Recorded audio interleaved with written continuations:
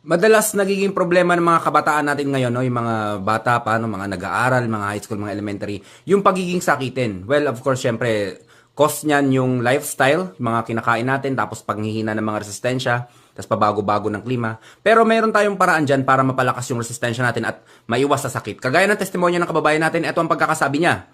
Super legit to. Nakailang order na po ako ng bottle at sabayan ko ng acid guard. Mula nung uminom ako ng lunas, matagal na akong di dinadapuan ng sakit. Napaka-bless ko. Pati papa ko, dahil dito, naprotektahan niya kami. Okay, ito mga kababayan, ang kagandahan dito, pwede sa bata ang acid guard, pwede sa bata ang lunas. Kagandahan din ito, bukod sa madidetox ka ng produkto natin, no, mga kababayan, mapapalakas pa nito yung ating immune system, malalayo tayo sa sakit. At kung meron naman kayong sakit, ito yung mga lumalaban sa ating mga karamdaman, itong lactobacillus, yung billion of good bacteria na pumapasok sa katawan natin. Ito na yung bahala. Ipagkatiwala nyo sa mga produkto natin yung karamdaman nyo, kung ano mang karamdaman nyo. Sabihin nyo lang, PM nyo lang ako kung anong karamdaman nyo. Advise na naman namin kayo kung ano yung nararapat na gamot sa inyo. Yun lang mga kababayan, stay healthy. Ako si Chance at ako ang magsasakang gala.